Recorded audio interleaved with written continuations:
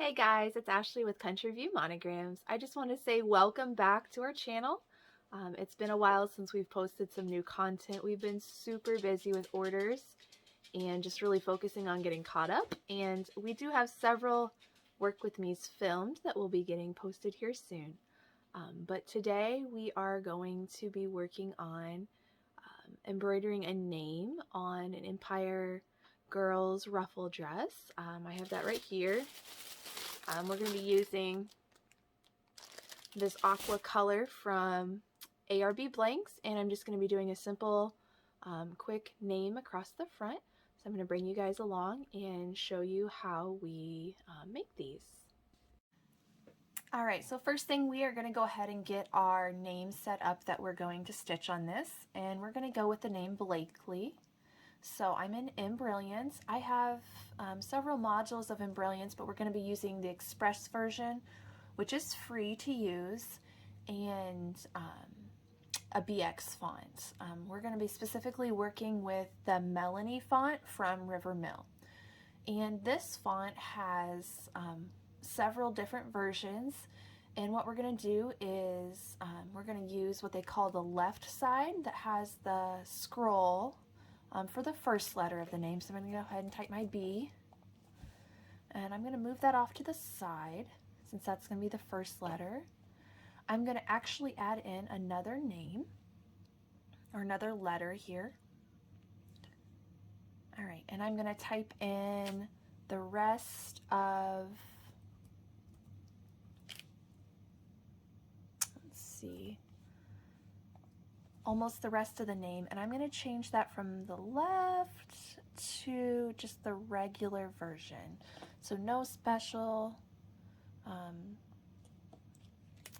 swirls or anything on the letters.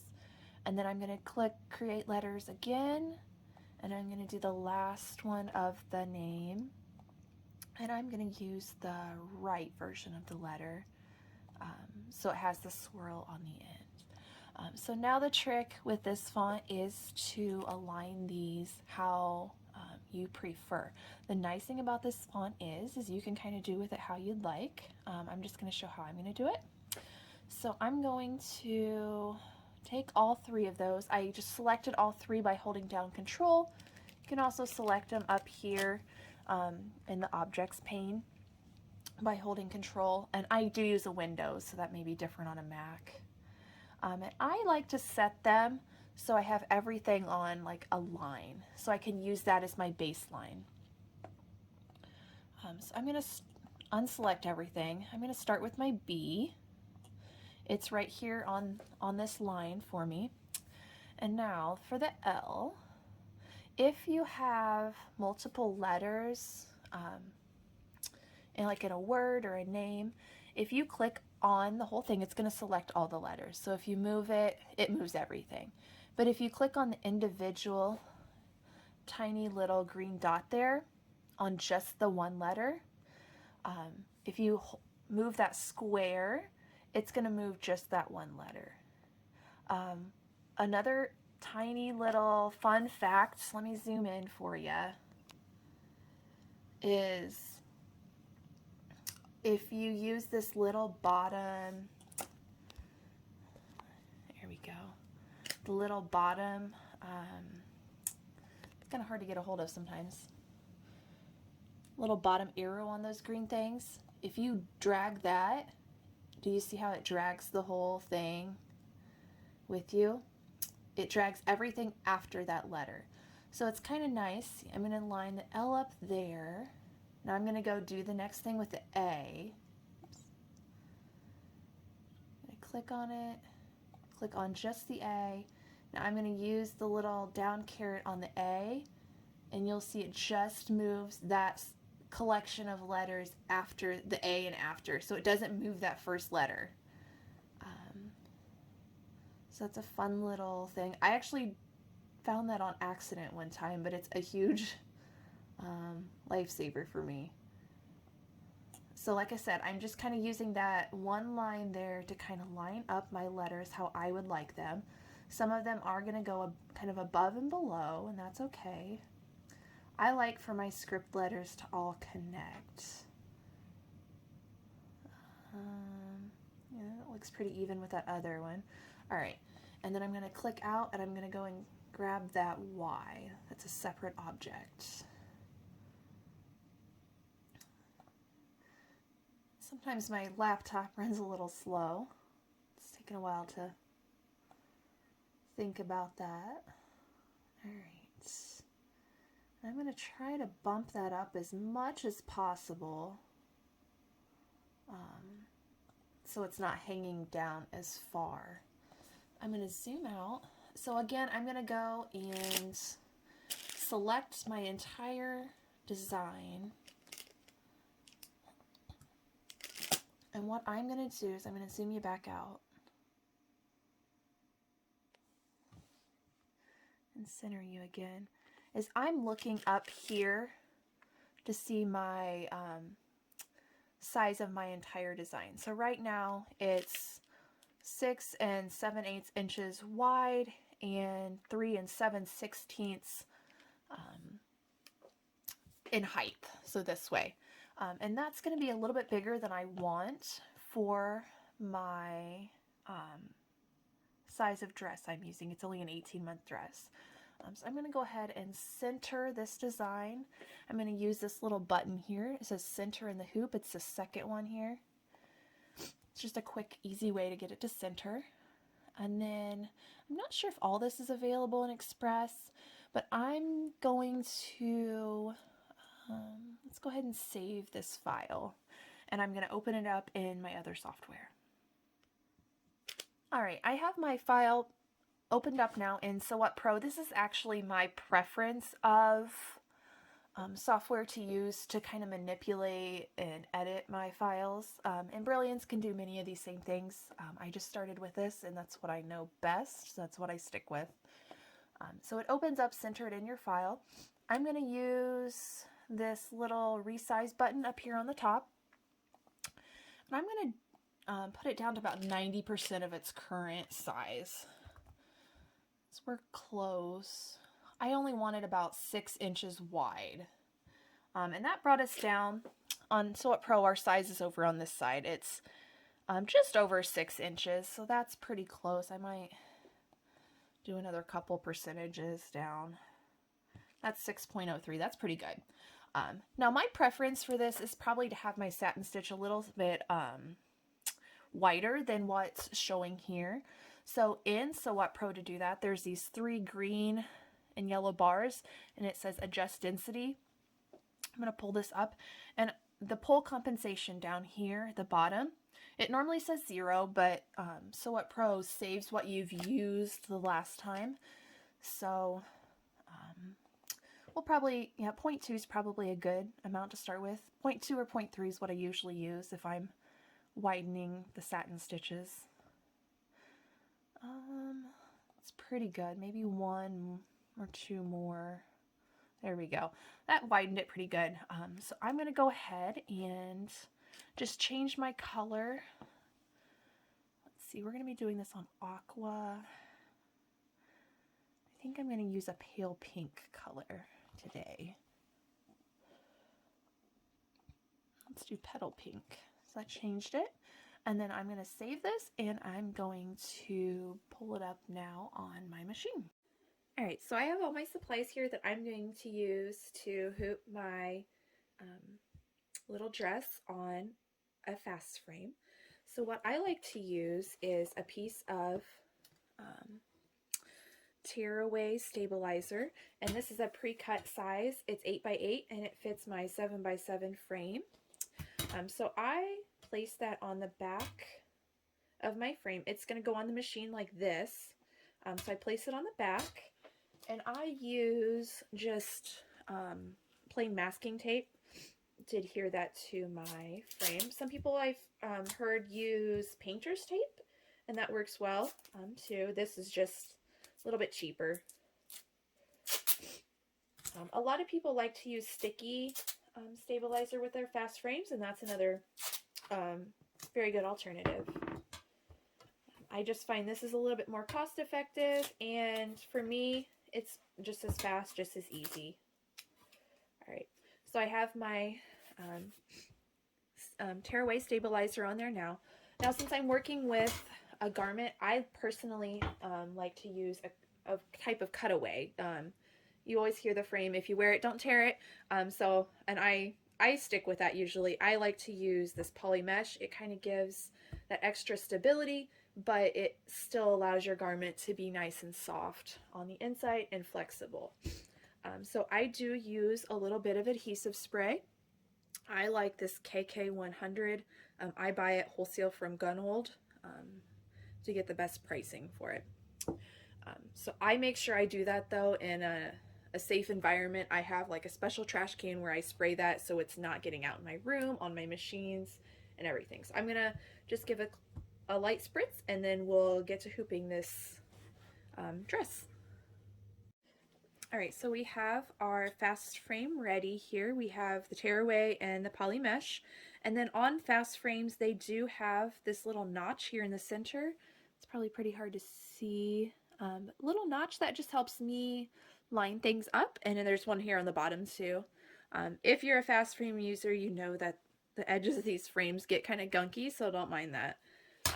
Then I also have my dress prepped. I go ahead and use a little placement sticker if I'm wanting to make sure I'm getting something lined up or centered just right.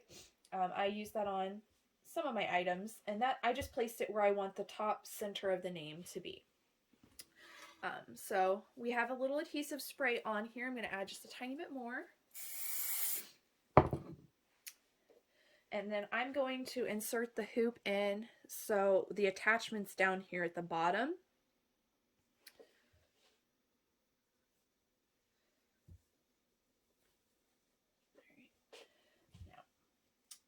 I'm going to make sure that our placement dot is right there at the center. And then just make sure everything's nice and straight from there. The nice thing about the small dresses is it actually makes it really easy to make sure it's straight, because they're almost as wide as the frame. And this is straight with the frame. I sometimes keep my cutting mat out here so I can make sure I'm lining up both the dress and the frame straight as well. Some people also like to hoop these, and that's a good way to help keep them straight. Or you can fold in half and crease down the center to give you a nice little mark. I do also use these, they're little sewing clips. And I use those just to make sure my garment stays in place on my fast frames. It just gives it a little extra security. All right, so we have the little dress all hooped up, ready to go, and we're gonna go get this started on the machine. All right, so we already have our fast frame arm on our machine, but if you're not familiar, that's what this is what they look like. Even though I have 2 10 needles and 1 6 needle, I actually have the fast frame arm that fits on the 6 needles, so I can use all my stuff interchangeably on any machines.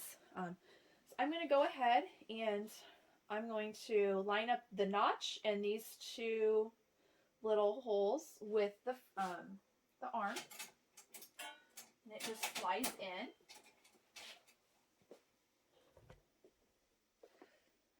And it slides in right there, and then the little knob here, you just turn to tighten, and there you go. Now your frame's attached to your machine and you're ready to go. Now I take the extra dress and just pull it back on both sides, and then make sure that the arm is free, there's nothing caught up underneath, so we're not going to stitch through the back of the dress. All right, I'm going to go ahead and select my design on my machine. I'm going to rotate it because the top of our dress is this way, so I'm going to click rotate 90 degrees, 90 degrees. It's already the color that we want. I'll click end edit, and then I'm going to align the name where I'd like it in the hoop. So I'm going to click this needle button. I'm going to look at the very top of this design, or I guess the bottom, depending on how you want to look at it. We're going to do that. And I'm going to bring that up to about where that target sticker is. Now with some of the 6-needle machines and some other machines, there's a laser alignment, which would be really nice to have. This machine does not have that.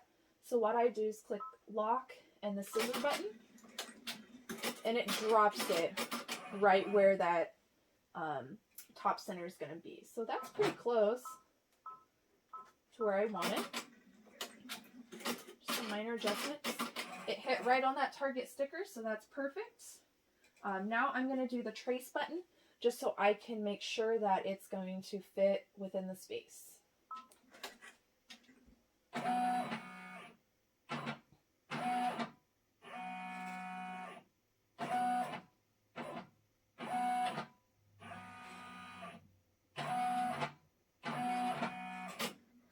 Okay, that fit nicely, so I'm going to go ahead and click sewing and start the machine.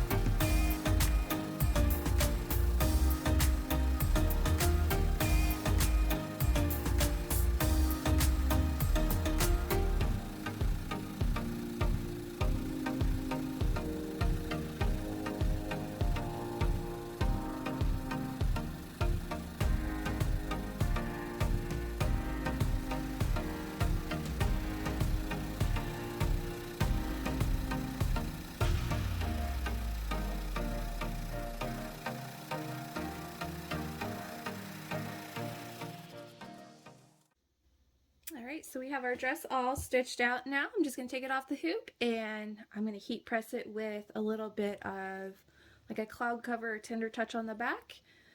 And I'm going to go ahead and take photos for my Etsy shop and Facebook, and then get to work on some other things. So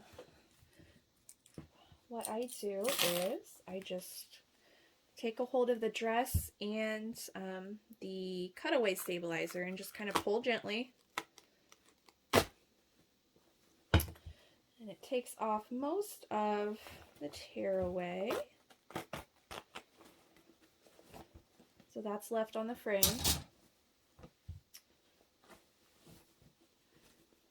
And then I just trim around the outside of the cutaway stabilizer.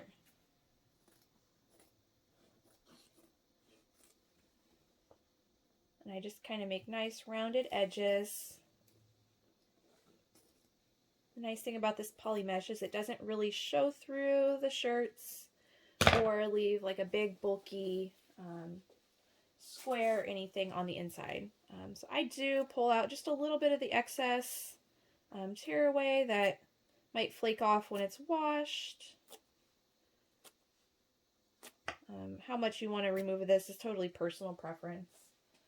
So there's that. That's what it looks like on the inside. I'm going to go ahead and heat press that real quick. Alright, so we have our dress all finished. I just want to say thank you guys for stopping by today. I hope this short little tutorial on monogramming a name on one of these cute little spring dresses using fast frames was helpful. If you have anything else you'd like me to show, I'd be more than happy to do so. Please leave any suggestions down in the comments. If you could give our channel, give this video a thumbs up and then subscribe to our channel, that helps us out a lot. And we'd love if you could share our channel with others who may be interested or could benefit. But again, guys, thank you so much for joining us today. We will have a couple new work with me videos coming soon as we can get those edited, and then we're hoping to get more on a schedule of showing tutorials on how to do things like this cute little name dress. Again, guys, thanks so much for joining us, and until later, goodbye.